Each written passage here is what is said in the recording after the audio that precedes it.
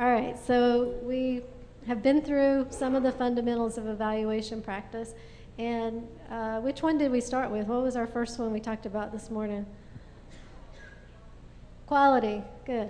How about the second one? Stakeholders, and third? Understanding. So we've covered 3, and now we're at number 4, and that is logic. So in evaluation, we talk about the logic of evaluation.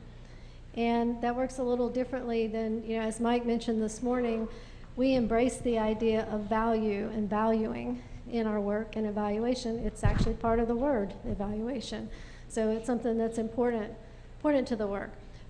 Where this comes in, mostly, our evaluation logic, it should come through in our purpose, our evaluation purpose, our evaluation questions, and our evaluation findings. It comes in other places as well, but these are 3 that we'll highlight. So this is a favorite cartoon of mine. I actually have it, or had it. I haven't been to my office in a while, but the last time I was in my office, this cartoon is hanging outside my door. And the researcher says, I can't tell you how valuable your program is. The evaluator says, I can, right? Because that's our job, not just to give people a bunch of data and a bunch of results, but to actually give them answers to their evaluation questions. So we're starting to talk a lot in the evaluation field about evaluative thinking. Of course, we talk about valuing, and like I said, this is applied largely through our purpose, our questions, and our findings. So here's a picture. I'll tell you a little story. A few years ago, I was in Barcelona. Poor me, right? So I was in Barcelona, and my friend and I had been walking around a lot. Has anybody been to Barcelona or Spain or any European country where you tend to walk a lot? So we've been walking around a lot, and we had our backpacks on too. So we've been carrying our backpacks.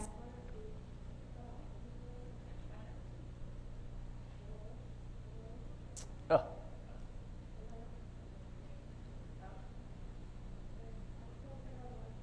My pocket thing still works. Yeah. You want it? Oh, here we go. Hello? Okay. So we have been walking around. We're tired. We're hungry. We were in an area that we knew was a lot of kind of touristy restaurants, but we didn't care because we were hungry. So we go in the restaurant. This is a picture from the menu of what I ordered. And this is what I wanted, because I thought this is kind of what I was in the mood for. It would fill me up, all those good things. So when you look at this, what do you observe? So what do you observe in this picture? Just shout out. Shellfish. What else? I hear lots of little small things. Somebody yell something loud. Seafood, broth. Okay. So you're kind of getting a sense of what this might be, right? So when my soup came, this is what I got.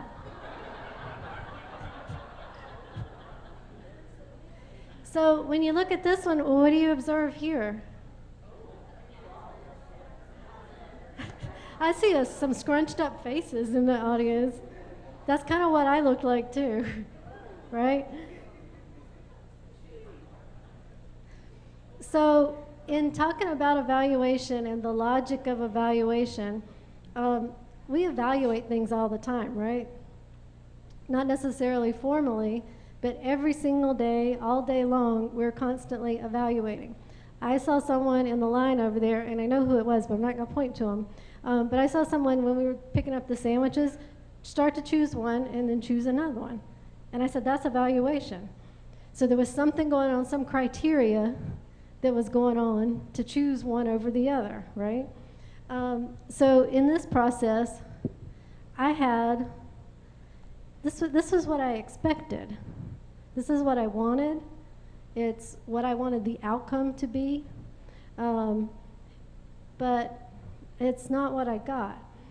And so the logic of evaluation goes something like that. You have this criteria these expectations, these intentions that you place value on, that make something worthwhile to you. And then in the end, you're hopeful that that's what's going to happen. But there are these kind of expectations that we come in with. And then sometimes that's not what we get in the end, right? So what could happen along the way? What potentially happened here that kept me from getting this? Where did the breakdown potentially occur? Why didn't I get, we could say this was my program theory. So why wasn't that actualized? In the back?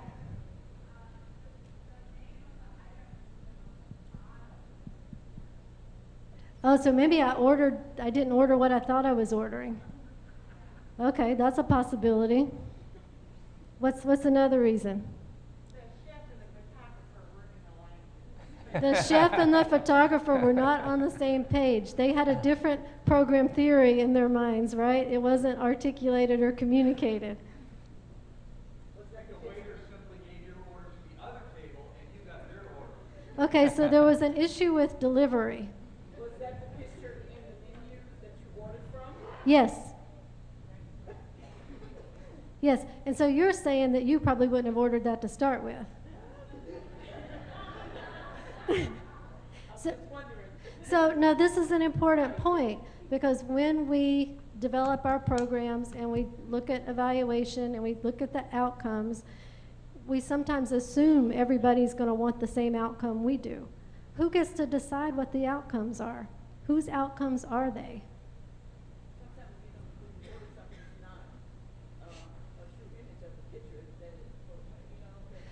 Right, right. So maybe it wasn't really an accurate picture. Yeah, yeah, yeah. It's a breakdown in your inputs in your logic model. The input was listed clams and shrimp. Okay, let's hear it. I want people to hear you. It's a breakdown in the inputs in your logic model. The input was supposed to be clams and mussels and shrimp, and the supplier ran out, so they gave you a lobster. Or some sort of weird mini lobster. And an inexperienced chef. So are these things that happen similarly in programs that you work with? Yeah, so it's similar. So the logic of evaluation applies to everyday activities, but it also applies to our more formal evaluations. So we're constantly setting criteria and expectations and intentions for what we think is supposed to happen or what we want to have happen. We put things in place for that, and then in the end we assess whether or not our intention was realized. And that's sort of how the logic of evaluation goes. So one of the ways that we talk about... Oh. I did not. Good question. I did not. I ordered pizza, which looked safe. It's really, really hard to mess up pizza. So, yeah. So anyway, as I mentioned, one of the ways that the logic of evaluation and our idea of valuing comes across is in our evaluation purpose. So the purpose of what we're doing for the evaluation. The evaluation purpose is the overarching goal or objective of the evaluation. It's why we're doing it. And there are a few general purposes for evaluation. One is development and direction of programs. So determining the need for a program or getting some clarification around the program or the plausibility that the program's going to work as you intend it to work. Another one is learning and program improvement. So that's feedback for those who are closest to the program. And it's what we often talk about as formative evaluation. And then there's learning and accountability. What works and why. And this aligns well with what we often talk about as summative evaluation. So these are three sort of broad purposes that you might use an evaluation for. So when you determine your evaluation purpose, what it is you want to get from the evaluation, the next breakdown is, okay, so what are my evaluation questions? What do I want to know? And it kind of goes along with, what we said earlier. When I looked at you and I said, I don't think you would have ordered that to start with. She says, right. It is, whose questions are they anyway? So they should be questions that are meaningful to the stakeholders.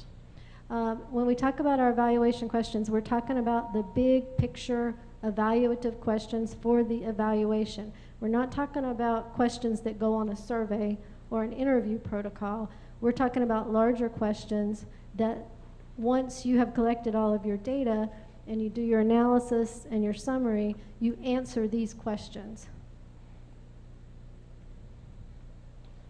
And a couple little points in here to make. Evaluation is not the same thing as data. It's not the same thing as data collection. It's not the same thing as data collection instruments. And we talked about this last night with the doctoral students. How many of you have ever been handed a survey and been told, here, I want you to complete this evaluation? How many of you believe that one survey is an evaluation? No.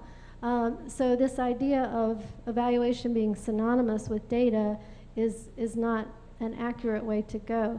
Obviously, data and data collection and instruments are part of evaluation, but they're not synonymous with it. Evaluation is synonymous with answering meaningful questions that address value and worthwhileness, and or how do we get to something worthwhile? How do we get to worthwhileness? So that's what evaluation is about. And questions are key. If you're not asking the right questions, the meaningful questions, then the results that you get are not going to be as useful to you, or maybe not useful at all. This is something else we talked quite a bit about last night. I'll let you look at it for a second. So the message here is, don't put the method's cart before the question's horse. I often have worked with people, and Mike has as well, we've talked about this. You go in and they start telling you about all the data that they want to collect. And then you say, well, what is it that, what's the purpose of the evaluation? What are your questions? What do you want to answer? And those haven't been thought through or articulated. But we just want to survey these people, and we want to do a focus group with these people. So people jump right to methods. That's not advised. You need to start with your questions. Make sure that you're aligning those with your purpose, with the context of the evaluation, all of those things. So here's a little checklist that we put together for evaluation questions, and it's in your handouts. So one way to kind of think through and assess your evaluation questions are these points. Is the number of questions reasonable? We don't want a lot of them, because remember, these are our big overarching questions that we're going to answer with the totality of the evaluation. So we don't want a lot. About 3 to 5 is usually good. Are they clear and concise? Are they standalone? They don't rely on the other questions to make sense or anything else to make sense? Of course, do they align with the evaluation purpose? Because if they don't, then you're not going to get what you want out of the evaluation. Are they big picture and not narrow? Are they evaluative? And are they free from references to data collection methods, data collected, or data analysis? If you start talking in your evaluation questions about how you're going to collect data or how you're going to analyze it, you're making them too narrow. You want to keep them big. There's a whole other section in your evaluation plan where you're going to talk about how you're going to collect the data and how you're going to analyze it. It doesn't go in your questions. And hopefully you're using multiple methods, so you're not just using one way of collecting your data or analyzing it anyway. These are probably the 3 toughest things to do. And I would say that the top 2 bullets are the toughest thing for me still, is to keep my questions big picture and to keep them evaluative. Jane Davidson, who is out of Australia, has written a lot about big picture evaluative questions. And she says that your goal is to think of, okay, what is it that we're trying to find out here? You know, what is it that we really want to know? And you start with that. You don't start with, what data do I have? What do I have access to? You start with, what is it that we really need to know here? And then include a list of those questions, and that's going to guide your entire evaluation. So here are a couple pointers from one of her books. Instead of asking, was the program implemented as intended, or was it implemented according to specifications? Ask, how well was the program implemented? That's evaluative. When you answer that question at the end in your findings, you're getting a value judgment of worth. Here's another one. Instead of asking, how many people did the program reach? Ask, how adequate was program reach? Did we reach enough people? Did we reach the right people? That's far more meaningful than having a count of how many people something reached. Now, the count of people may be part of your data collection for answering how adequate was program reach, but that's not all of what you want to know. That may be one indicator of adequacy.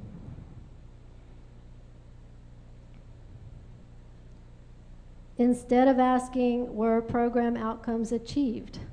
And I will say, I've asked this one. But instead of asking this one, how substantial and valuable were the outcomes? Were they worth it, given the effort and investment? And so I've really shifted my thinking on this one to start thinking about not just were they achieved, but were they valuable to the people who they were supposed to be valuable to? Were they able to use what they got from the program?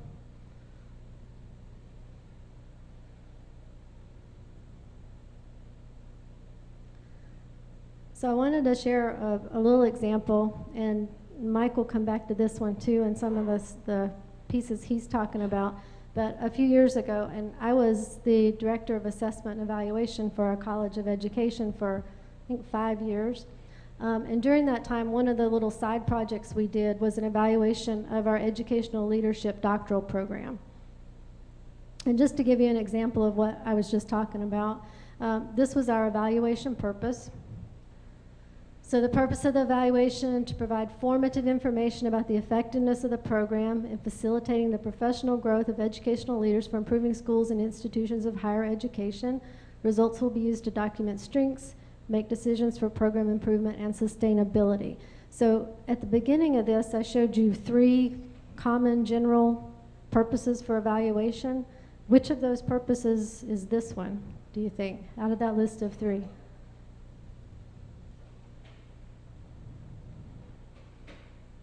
Is it direction and development? Is it learning and improvement? Is it learning and accountability?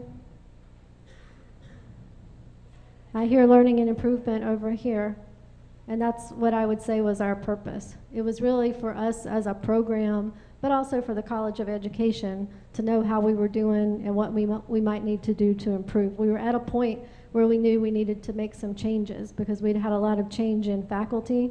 And we'd added some concentrations to our doctoral program that weren't originally part of it. So here were our evaluation questions. So you can see how I did with my big picture evaluative questions. Are EDD program resources sufficient? And to make that more evaluative, it could be along the lines of how adequate or how sufficient. So that's a terminology there. How effective are EDD components and processes? And we did have a little logic model kind of framework that laid out the components and the processes of the program. And so this tied directly to that. What knowledge, skills, and dispositions do they gain as a result of the program? So I had this, which is not particularly evaluative, but on top of that was how valuable are those things? So number one, we wanted to know just what did they get? Did they actually get the student learning outcomes that we intended them to get? But then we also want to know how valuable that was to them. Were they able to use it in their professional careers? Did it make an impact in the organizations within which they worked? Those sorts of things.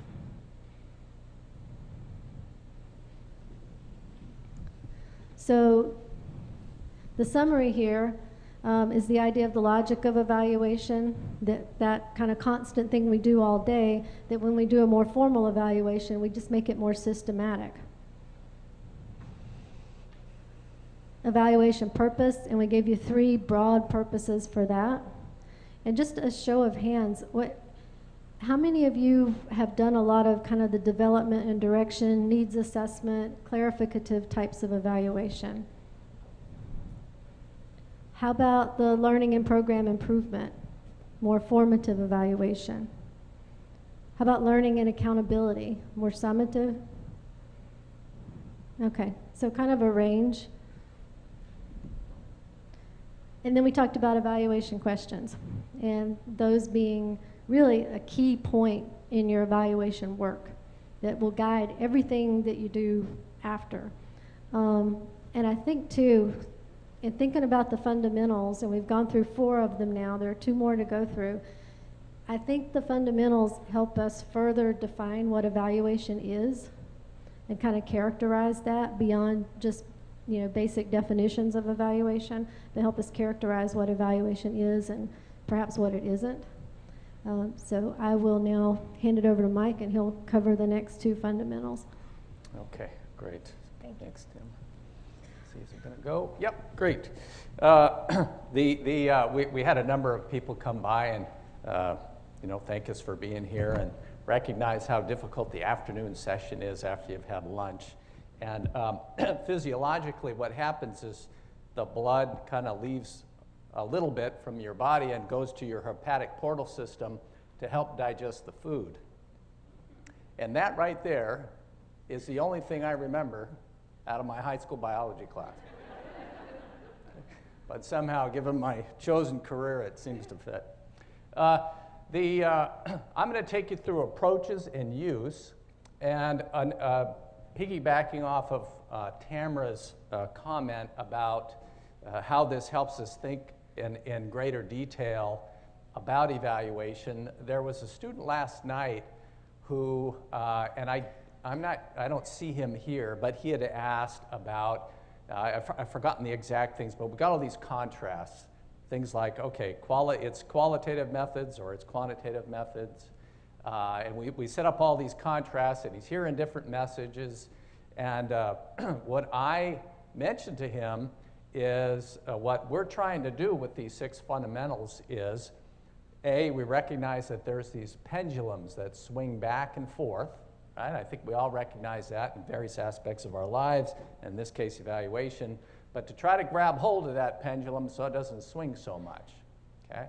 So when we talk about approaches, we know in our experience that there have been with meta-evaluators or people who do evaluation, and they have their pet approach, right? And I kind of liken it to having a hammer when what you need is a screwdriver. Okay, there's the potential, given the situation, to mismeasure or misevaluate, and that right there is not to understate the importance of the approach. The approach is really important, no question, but it is one of 6 factors or fundamentals to keep in mind. What I would like to do is talk after I go through the purpose. I want to start with an anecdote of my own, which is the kind of evaluative work that I do as a dean.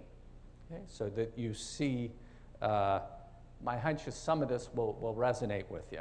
But at any rate, I want to mention that the evaluation approach frames the evaluation work. Okay? So it's central. There's no question that it's an important aspect. Okay?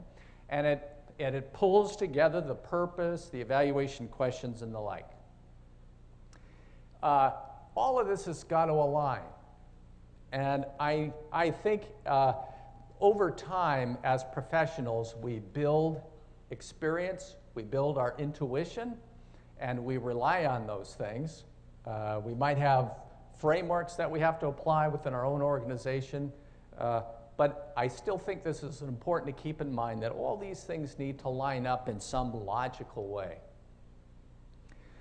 Now, the evaluation approaches align with the purposes or should align with the purposes, and these are the ones that Tamara had talked about. First, many of the schemas that are developed classify and categorize program evaluation theories, models, and the like. But regardless of the categorization, there's a lot of similarity among these things. So here's a reminder of the various purposes. One, the development direction of the program plausibility and the like.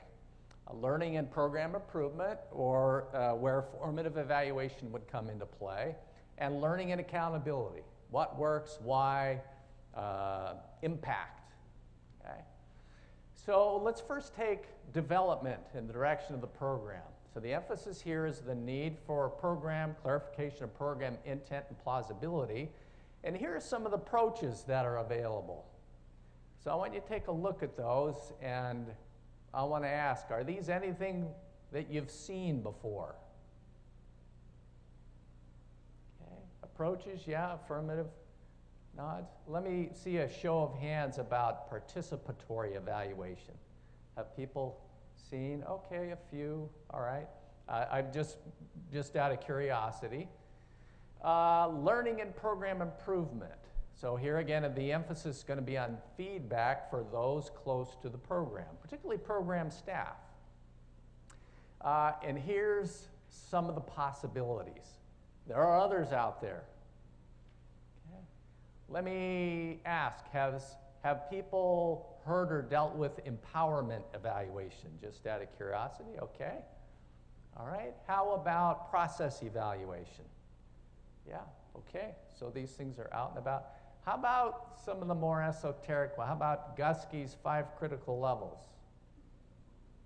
Okay.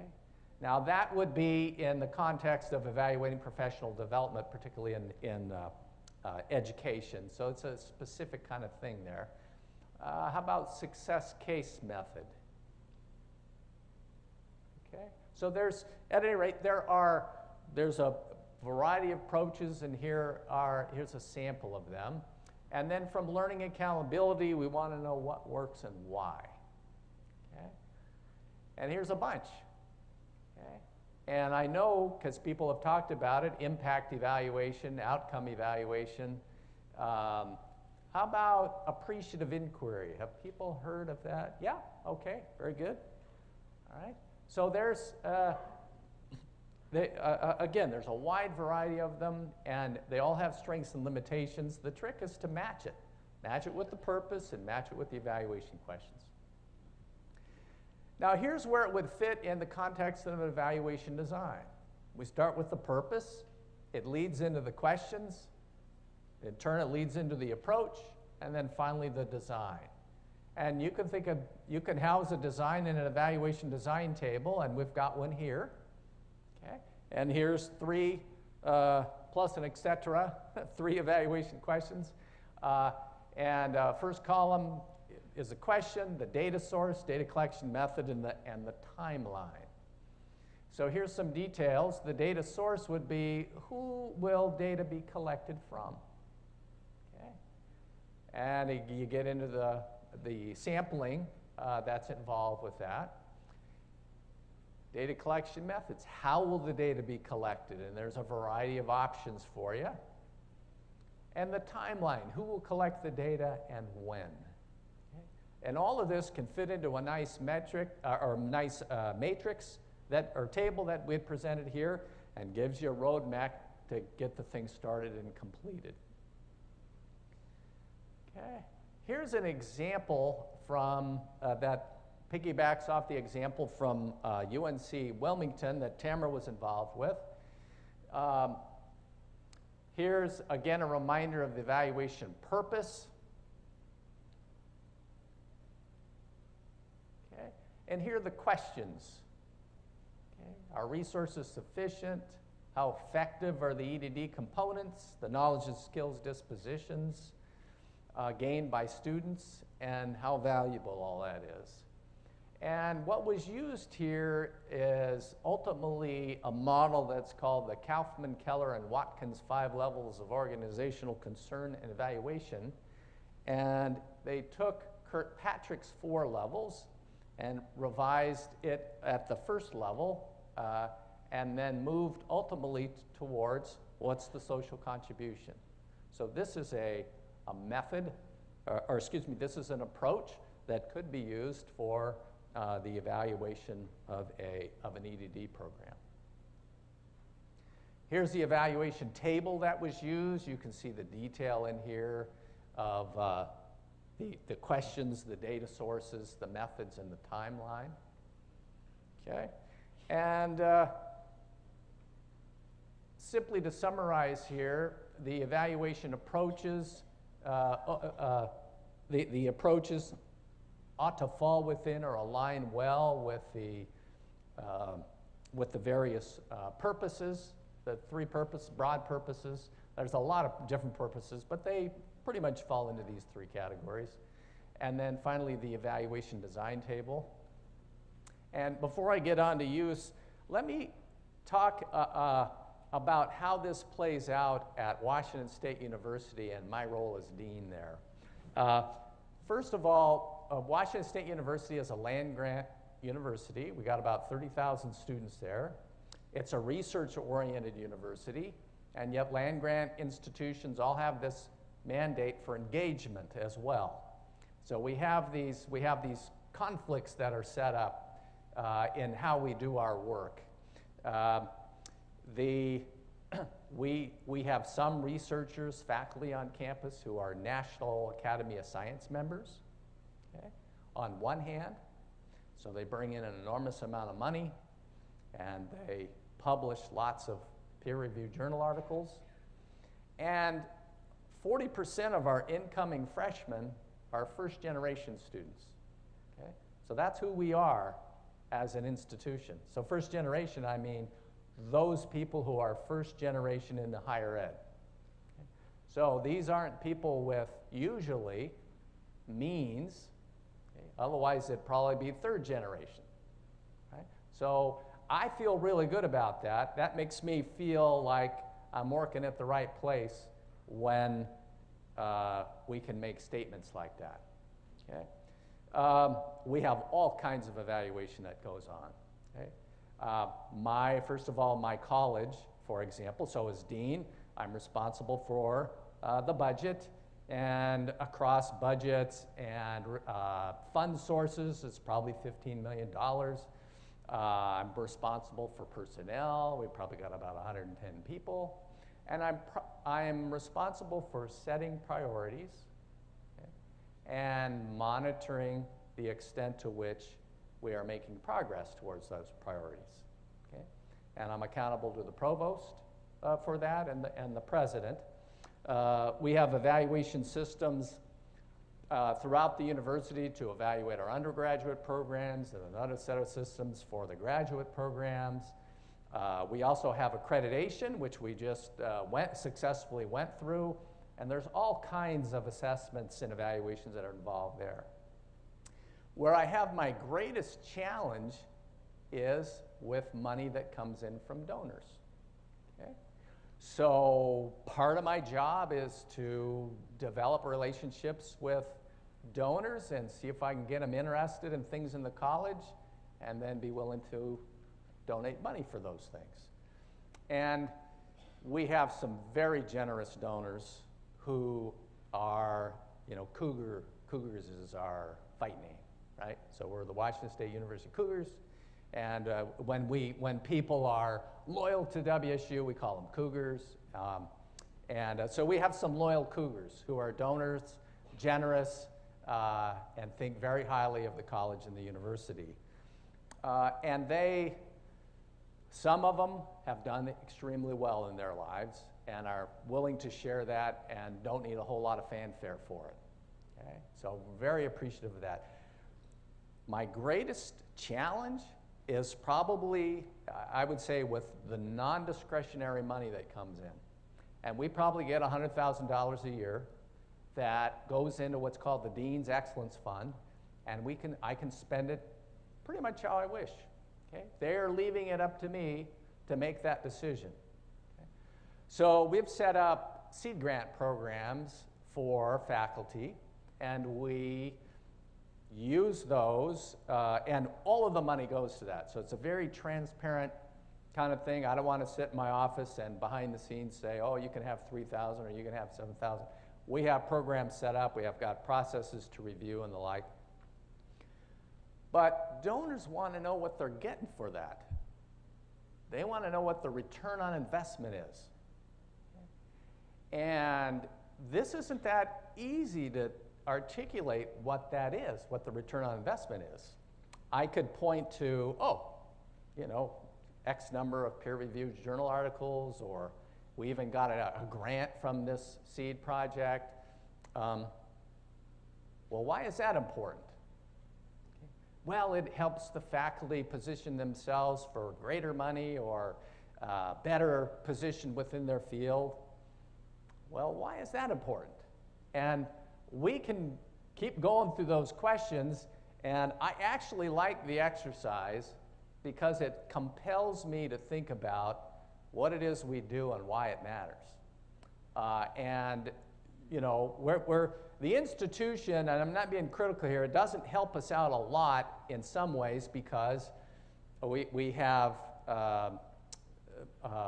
this, what we call right now, it's President's Initiative, the Drive to 25.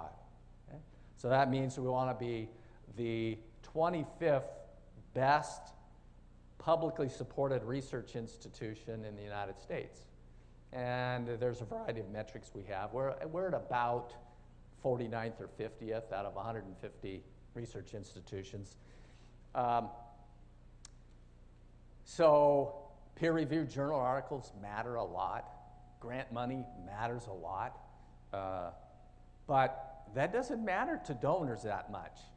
Okay? They get that, so we need to figure out how do we measure impact, and then the next one, how do we communicate it to them in a way that matters, okay, or that they get. So this is kind of the evaluative challenge for me as a dean, and I suspect probably every dean at WSU and probably every dean at a research institution, at any rate, has this kind of challenge. Let me get to use, and then I'll finish up with the WSU experience here. Maximizing evaluation use. So I mentioned this morning, in the early days of evaluation, evaluators thought their job was simply to finish up the evaluation, generate a report, and was up to managers to figure out to use it. Okay? And that's no longer the case today. Okay? Utilization-focused evaluation is now the watchword in evaluation, and that is we are compelled as people who do evaluation to find ways to get people to use this stuff. Okay? It's not, we cannot abdicate responsibility. That's part of now our responsibility. And it's reflected in the standards that Tamara talked about this morning. So what Michael Patton suggests, and he's the one who came up with the idea of utilization-focused evaluation, is that evaluation should be used by its intended users for its intended purposes. Okay? And in the end, if evaluations aren't used, there's no point in doing them. And then it's hard to justify the time and energy as well as the financial resources that go into doing it. Okay? So here's what we mean by use, and this comes out of that standards book that Tamara had mentioned this morning. So Yarborough et al. Are the authors, argue that evaluations have merit when they contribute to stakeholders' learning, inform decisions, improve understanding, lead to improvements, or provide information for accountability judgment. And that's what is meant by use. Okay? Here's some, there's Chris Christie is another good evaluation thinker and scholar. And she made the statement that there's probably no other construct within evaluation that has received more research than evaluation use. Okay? And for good reason, right? Again, if evaluations aren't used, there's no point in doing them. Okay? But so along with this there have been a number of classifications of different kind of use. And there are 4 general ones that seem to resonate with a wide variety of individuals or organizations. So I'm going to put them up here. One is instrumental use, and instrumental use is the kind of use we'd probably think of first off. That'd be our knee-jerk with evaluation. That is, recommendations are generated, and then somebody acts on those recommendations. Okay? That's instrumental use. There's another kind of use called conceptual use, and that is people are changed in some way. Their understanding of a program, their understanding of what works, maybe the orientation that they might have, but they are influenced by the evaluation results in some way. And that we refer to as conceptual use. There's persuasive use, and we often get a lot of this persuasive use. That is, we're using this evaluation to justify the program. Okay? It's not about, and this is where the politics comes in, right? Evaluation's always done in a political context. So it's not about just, what works, what doesn't, how can we make an improvement. There are times when we feel, well, we have to justify our existence, okay? And that's persuasive use. And then finally, there's symbolic use. Okay? And symbolic use is probably the use that's most deeply embedded in the politics of evaluation because it's just for show, for the most part. We evaluate our programs, or we're going to continue to fund this program, and here's the evaluation results that would warrant that. Okay, symbolic use. Here's some ideas for laying the groundwork for evaluation use, and these are the things that we embrace as professionals to try to compel people to use the evaluation. And Preskill argues that when developing an evaluation plan, for example, the evaluator should assess an organization's capacity for learning, the extent, the probability of their using the information once it is generated. And so let's go through a little exercise here. I want you to think about your own organization that you're involved with. And I'm going to pose some questions to you, and you don't have to answer them out loud. I just want you to pose in your own mind what you think would be the answer. Okay?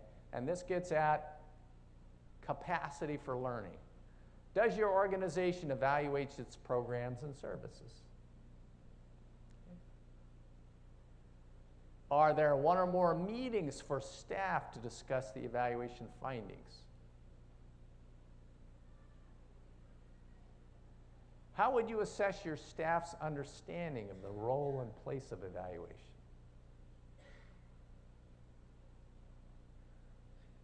Were there professional development activities implemented as part of or in reaction to the evaluation? Have there been professional development activities to learn about evaluation? Okay. So these are some of the indicators of the extent to which organizations are learning organizations. Here's another aspect of laying the groundwork for evaluation, and that is involve stakeholders. And I'll, I don't mean to overstate, at the risk of overstating, Tamara and I think a defining feature of evaluation is involving stakeholders. Okay? And I'm going to define that a little more, and that is in all aspects of the evaluation. And here's the thinking. If stakeholders are involved, say, in generating the evaluation questions, they are helping shape what the information is, the data that's going to come into them. They are communicating, they are shaping the evaluation questions to things that matter for them. So they're going to be more likely to use the evaluation if they are part of the process in some way. And a classic place to have the stakeholders involved is in the shaping of the evaluation questions. Another thing that can be done to help motivate evaluation use is to develop a communication plan. And here's some tips that come from Lambert, Heinemay, and Fiore. One is consider the data and information the audiences most want to know in addition to the information that you want to share. Create evaluation and communication plans early in the project's life cycle so that each can inform the other. Be succinct. Plan to use multiple modes or techniques to communicate with audiences. Okay. Investigate cost-effective means of communicating, such as social media and web-based platforms. Okay. And we've got a simplified communication plan, and it's in the form of questions, which would then lead you to what the tasks ought to be. So let me go through the questions here. One is, what is the evaluation information or ideas that you want to communicate? Okay. What is the purpose for this communication? What stakeholder groups do you want to communicate to? Which formats and tools will you use to communicate? Okay. Oops. All right. Now, there are a variety of formats and tools available, and here's some. I'll give you some examples, but I'll preface this with a caution, and that is this business we think about wrapping our arms around the pendulum so it doesn't swing so much. Just like there are evaluators who adhere or, they are strong proponents of a particular kind of an approach, some evaluators think evaluation use is finding a particular format that works. Social media, infographics, whatever it is. But that's not all evaluation use. That's a tool to get at people to use the data. There are all these other aspects to it as well. But let me go through some examples here. An interim evaluation report. In the evaluation work that you know of or involved with, do you have interim evaluation reports? Let me see a show of hands. Just out of curiosity, a couple. Okay. Full evaluation report? Yeah. The executive summary, that often goes with the evaluation report, but you can take that out and you can use that as a communication device. PowerPoint presentations, summary sheets, findings tables, scorecards, interactive web pages, blogs, social media, infographics, data visualization tools. All of these things are at your disposal, and as I mentioned last night with the students, some of them are pretty slick, and some of them are free, just on the web. But in and of itself, that's not evaluation use. Those are tools to help you to communicate. Okay. Now, let me go through the summary here. We talked about types of evaluation use. We're laying the groundwork for evaluation use with thinking about putting together a communication plan, involving stakeholders. And we'll have an activity here in a moment, but let me finish the WSU anecdote. So here's what happens as a dean at WSU and that is, I have to find ways to articulate what the impact is to our donors. Okay? And if it doesn't resonate with them, there's a good chance they're not going to give us any more money. Okay? So the stakes are high. In addition, we have to manage the money well. Because if we don't spend the money, for example, then they're going to question why we needed it in the first place. So we work with our faculty to make sure they have given the money that we're given, and the seed grant programs are usually around $8,000 to $12,000. That they spend the money when they are supposed to spend it based on their proposal.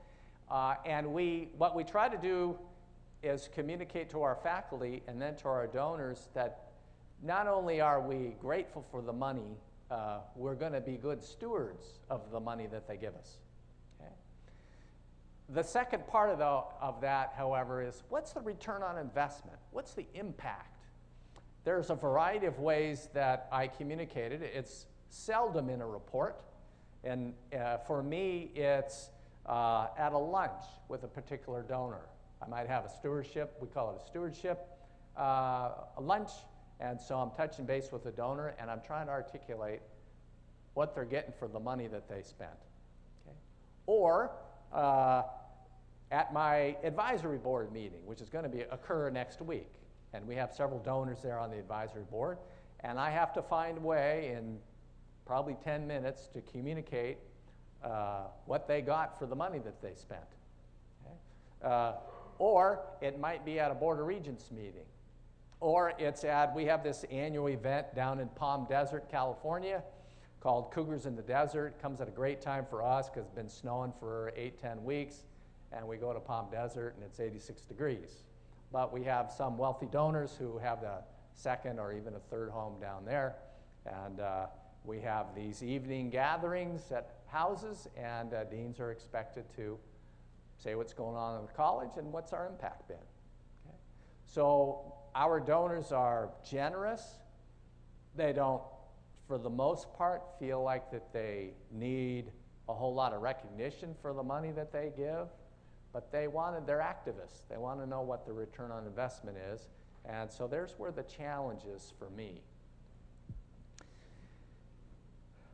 All right, we have the last activity. If you go to the handout sheet, one of the last pages,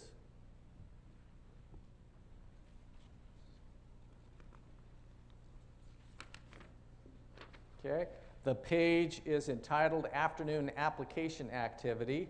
If you would, in your tables, go through the exact same process as you did this morning, although with a different set of questions, obviously, and then we will come together and compare notes on what you've got.